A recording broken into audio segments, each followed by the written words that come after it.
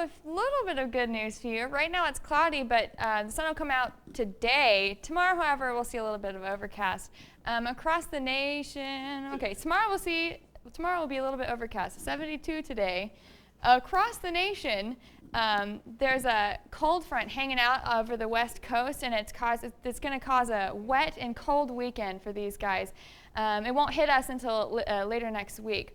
For this weekend, however, over the state, record-breaking highs today. These are all the highs for today, and these are probably the highest temperatures we've seen. Something, I'll fix that. It's 60 in Amarillo, 75 in Brownsville, 71 for the DFW area. That's the high today. Let's move on to the 7-day forecast. As you can see, across the weekend, it's going to be cloudy. You're going to be pretty overcast. There's a chance of rain on Saturday, but it's not that much. It's isolated. Okay.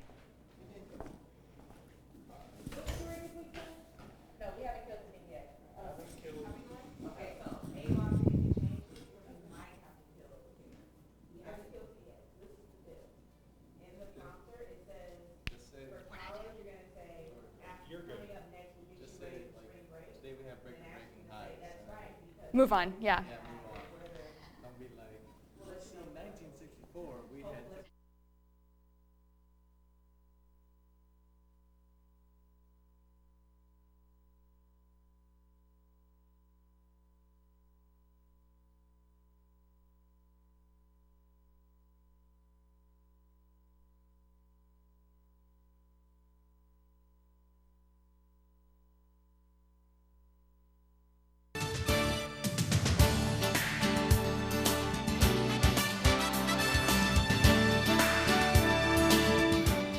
Multiple people were shot in front of a Texas courthouse yesterday. Find out what happened in just a bit. And you've never seen a rave party like this. We'll show you what we're talking about right here on ntTV. Thanks for joining us on ntTV News at Noon. I'm Cara Coletta. And I'm Ashley Plaster. 4 people were shot outside of a Texas courthouse yesterday. The suspect has been identified as Bartholomew Granger and is currently in police custody. He is charged with the death of 1 and injuring the other 3. CNN's Andy Sirota has the details. Gunfire erupted outside the Jefferson County Courthouse. 4 people were shot. 1 of them died. 2 of the shooting victims are believed to be the suspected shooter's family members, his ex-wife and daughter. Investigators say the gunman ran over his daughter with his pickup truck after shooting her. The accused shooter was reportedly on trial for charges of aggravated sexual assault of a child. The suspect exchanged fire with several law officers and was wounded before fleeing the scene in his truck. After making some rounds in front of the courthouse in his vehicle, wrecked his vehicle, got out of his vehicle, and then ran to a building where he entered the building and was able to get a couple of hostages. SWAT officers surrounded the building. During the standoff with police, authorities say negotiators talked to the gunman on the phone and eventually convinced him to surrender his weapon to people inside the building and give himself up. He was not calm. President Obama and British Prime Minister David Cameron met at the White House yesterday. Mr. Cameron and Mr. Obama discussed an increasingly difficult situation in Afghanistan. The Afghanistan front has been riddled with setbacks recently, including the U.S. burning of Qurans and a sergeant who went on a shooting rampage. The President and the Prime Minister also presented a united front on Iran and Syria, continuing to pressure Iran through sanctions and encouraging the Syrian dictator to step down. The Prime Minister was noted as praising President Obama's, quote, strength, moral, authority, and wisdom. The Prime Minister is headed to New York today. After 8 long years of searching, a South Texas mother will finally be reunited with her son.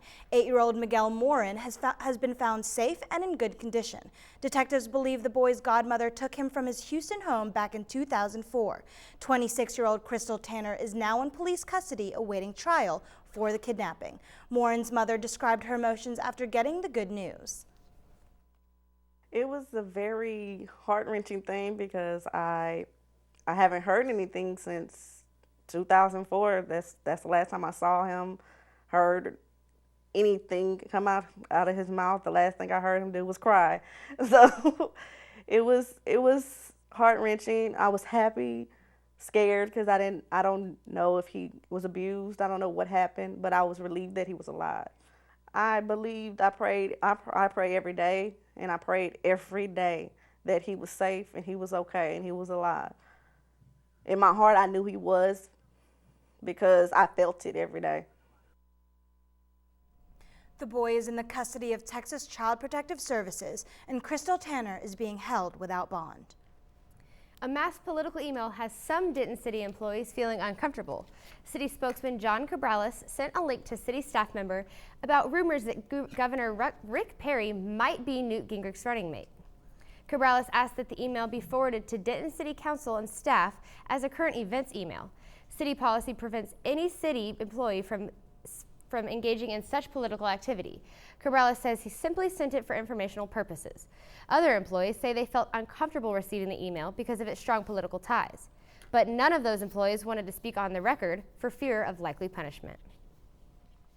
A wild party leaves some students devastated. Several hundred teens and college students saw promotions of the party on Facebook and Twitter, leading them to a house party in Houston. CNN Deborah Wrigley tells us how this wild party started with fun, but ended with a fatality. It was called a foam party, and by the estimates of those who paid a $30 cover charge to get in, 1,500 people were here. This is a sample of what it looked like after it was abruptly broken up after a fight, a large crowd trying to leave,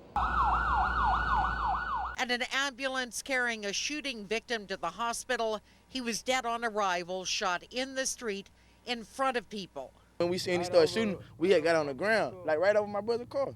He started shooting the dude, he died like on top of my brother's rims. Today, neighbors afraid to be identified. This woman heard a series of gunshots, she says, then saw a smoking gun. I thought, oh gosh, somebody's just shooting firecrackers. But when I looked up and I saw the smoke and just a stampede of people, it looked like a herd of cows that were gonna run over you.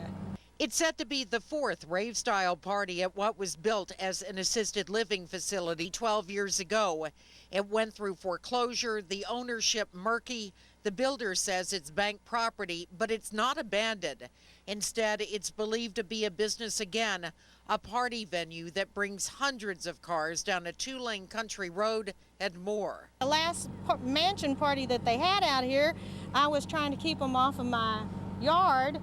And they said, hey, can we put our weed in your mailbox? I said, absolutely not. Police are now trying to contact the promoter, trying to find out who the property owner is, whether a person or a bank. The most difficult job, identifying witnesses out of the small army of people at an after-hours party. No one wants to be found. The people that do know something, if they're out there, they left. So getting them to contact us is our main challenge. Police have not identified the victim and are still looking for the suspect. Coming up after the break, we'll get you ready for spring break. That's right, because Tori will tell you what the weather will be. Let's hope for sun. Stay with us. At the University of North Texas, green means go, because here you're always moving forward with a green light to greatness. It's in the excellence of teaching and research. So students fueled with knowledge and skills can build careers, compete with the best, and make a difference in the world. Bring your dreams to light at UNT. UNT, we're your green light to greatness. Good thing I'm not going to the beach for spring break because I heard it was going to be raining all week. You know, I hope it really doesn't rain. Tori, please give us some good news. I have some good news and some bad news. You can see right now it's mostly cloudy outside. We'll see a little bit of sun today. It'll be pretty humid, but tomorrow, I'm afraid, not as good news. That high of 72 today, so it'll be pretty warm as well. All of our winds coming out of the south bringing us warm air. Across the nation, we'll see there's a cold front across the northwest, and so they're going to have a wet and cold weekend. We, however, got all of our wind coming out of the south. We're going to have a pretty warm weekend. Right today, these are the highs today: 60 in Amarillo, 75 in Brownsville, and 71 for DFW. Record-breaking highs. Let's see the 7-day forecast. Across the week, like I said, overcast over the weekend, humid, only a few chances of scattered showers on Saturday. That cold front that the northwest is seeing is going to roll through on Tuesday. So there's a chance of rain on Monday, with getting stronger on Tuesday and getting less strong on Wednesday again. And we'll come back next Thursday and hope you guys have a good spring bake. Back to you, Ashley. Thanks, Tori.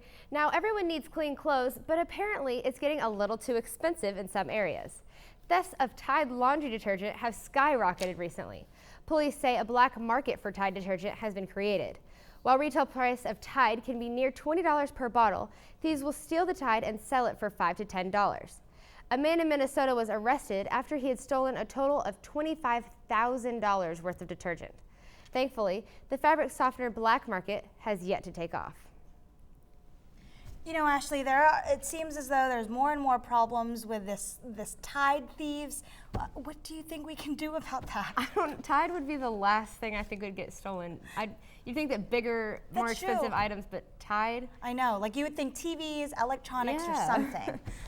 Well, thanks for tuning in to ntTV News at noon. Join us tonight at 6 for the nightly news, and again tomorrow at noon.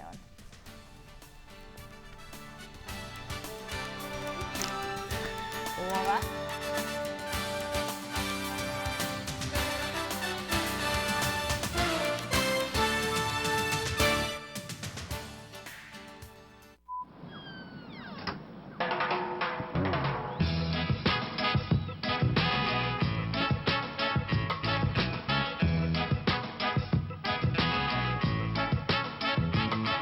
Hands can do incredible things. Now they can even help save a life with hands-only CPR. If you see an adult suddenly collapse, just call 911, then push hard and fast in the center of the chest until help arrives. Learn more at handsonlycpr.org.